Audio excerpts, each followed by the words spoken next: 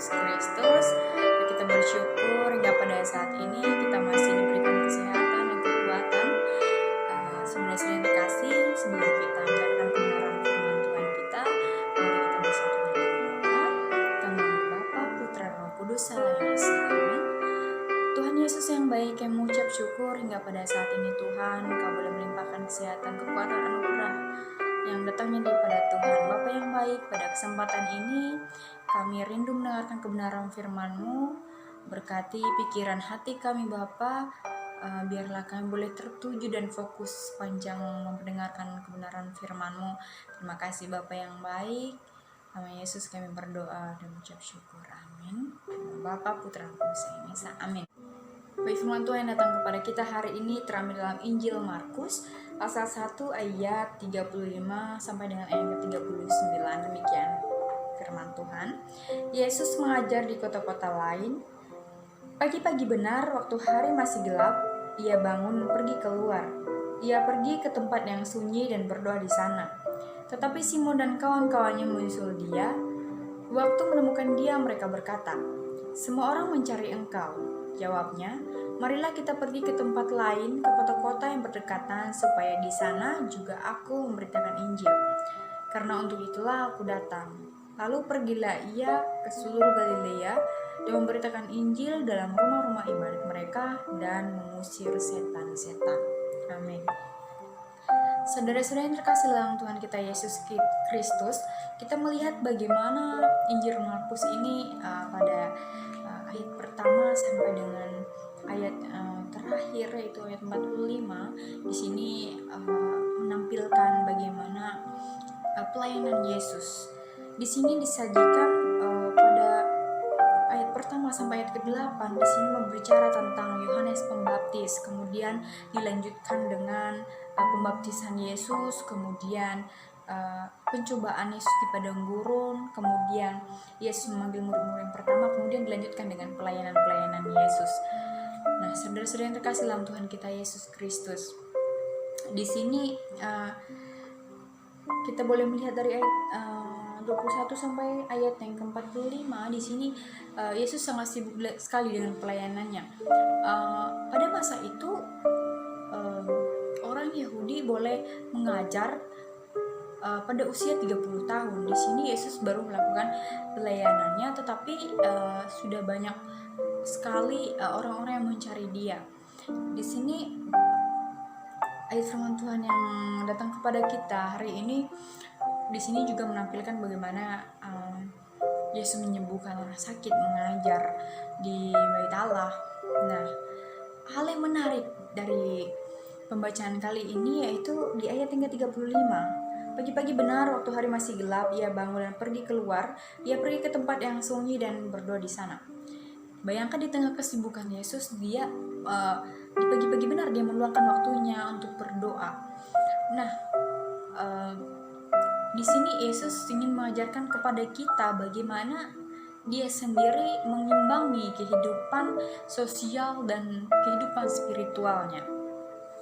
Sedang terkasih dalam Tuhan kita Yesus Kristus. Di sini tema kecil yang ingin kita bahas di sini yaitu ora et labora, atau yang biasa orang sebut berdoa dan bekerja. Ora et labora ini sendiri adalah bahasa Latin atau istilah yang sering digunakan orang ketika orang ingin mengatakan berdoa dan bekerja. Nah, saudara-saudara yang terkasih dalam Tuhan kita Yesus Kristus, kita melihat dari contoh Yesus sendiri di sini bagaimana kesibukan pelayanannya. Dia berdoa, dia menyeimbangkan kehidupan doanya dan kehidupan pemberitaan Injilnya. Ada 3 hal penting yang perlu kita ketahui mengenai berdoa dan bekerja. Yang pertama, berdoa adalah kebutuhan, bekerja adalah keharusan. Sering orang datang kepada Tuhan untuk berdoa karena mereka membutuhkan sesuatu. Nah, yang perlu kita ketahui bahwa kita berdoa adalah karena memang kita butuh untuk berdoa. Kehidupan spiritual kita membutuhkan doa. Bukan karena kehidupan jasmani kita membutuhkan sesuatu. Seperti pada saat kita dalam kesusahan, kita datang pada Tuhan, kita meminta banyak hal, meminta pekerjaan, meminta kedamaian, meminta dikeluarkan dari beban hidup. Seringkali kita datang hanya ketika kita memerlukan sesuatu dalam kehidupan kita. Kalau kita bahagia, mungkin kita akan jarang berdoa. Tetapi firman Tuhan hari ini mengajak kita bahwa kamu harus tahu doa itu kebutuhan spiritualmu, kebutuhan juga. Dan untuk itu jangan beralasan kamu berdoa hanya ketika kamu membutuhkan sesuatu. Begitu juga bekerja adalah keharusan. Ketika kamu sudah berdoa, kalau kamu berdiam diri saja, misalnya kamu minta diberikan pekerjaan, ketika kamu berdiam diri saja, pekerjaan tidak akan datang otomatis kepada kamu. Kamu harus melakukan tindakan. Kamu harus bekerja keras untuk memperolehnya. Tuhan tidak akan memberikan sesuatu cuma-cuma. Kamu hanya duduk, Tuhan yang mendatangkan segalanya. Tuhan tidak mau seperti itu. Yang kedua, berdoa untuk menjaga keintiman, bekerja untuk memperoleh kepuasan. Kalau kita menjaga jarak kita kepada Tuhan,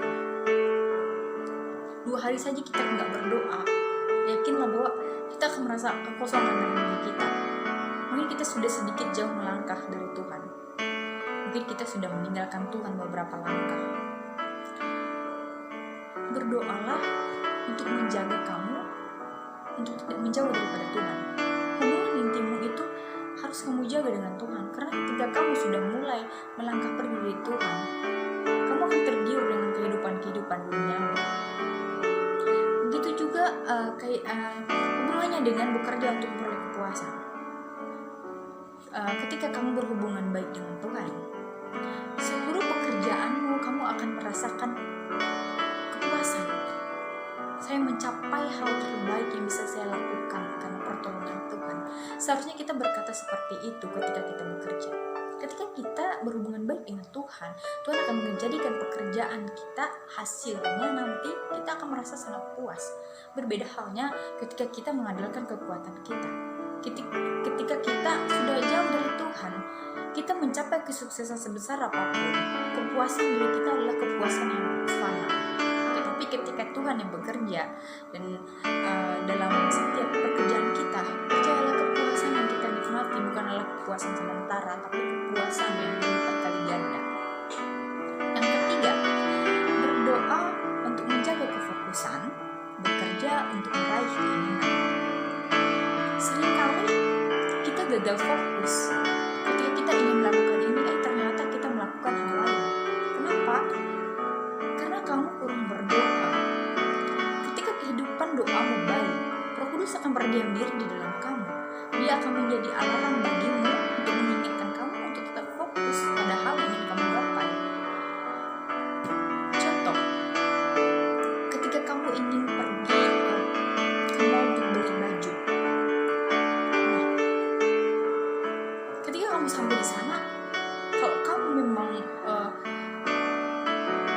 dengan keinginanmu, kamu akan beli baju. Tetapi ketika kamu lihat tas yang bagus, boneka yang bagus, mungkin kamu akan salah fokus. Kamu nggak beli baju, kamu beli tas. Itu namanya kamu sudah fokus. Untuk itu, hal penting yang harus kita lakukan adalah berdoa.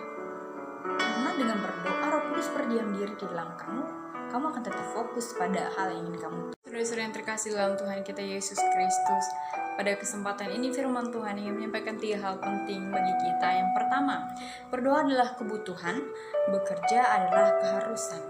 Yang kedua, berdoa untuk menjaga keintiman, bekerja untuk memperoleh kepuasan. Dan yang ketiga, berdoa menjaga kefokusan, bekerja untuk memperoleh keinginan. Jadi saudara-saudara yang terkasih dalam Tuhan kita Yesus Kristus, berdoa dan bekerja tidak bisa kita pisahkan begitu saja. Ini adalah 2 hal yang sangat penting yang tidak boleh kita utamakan salah satunya. Misalnya ketika kamu hanya berdoa, kalau kamu tidak melakukan apapun, tidak akan ada hal yang terjadi yang lebih baik. Tapi ketika kamu bekerja mati-matian tanpa berdoa, sama saja kamu tidak menghasilkan apa-apa. Seperti firman Tuhan yang terdapat dalam Yakobus pasal 2 ayat 26, firman Tuhan berkata di sana bahwa kalau kamu hanya mengimani satu hal saja tetapi kamu tidak melakukannya, maka itu adalah sia-sia. Jadi untuk itu imbangkanlah kehidupan doamu dan pekerjaanmu. Jangan mementingkan pelayananmu dan kesibukanmu, tetapi kamu melupakan doamu kepada Tuhan. Demikian firman Tuhan yang boleh saya sampaikan pada kesempatan ini. Biarlah firman Tuhan boleh memberkati kehidupan kita, biarlah kita boleh mengandalkan Tuhan di setiap pekerjaan kita.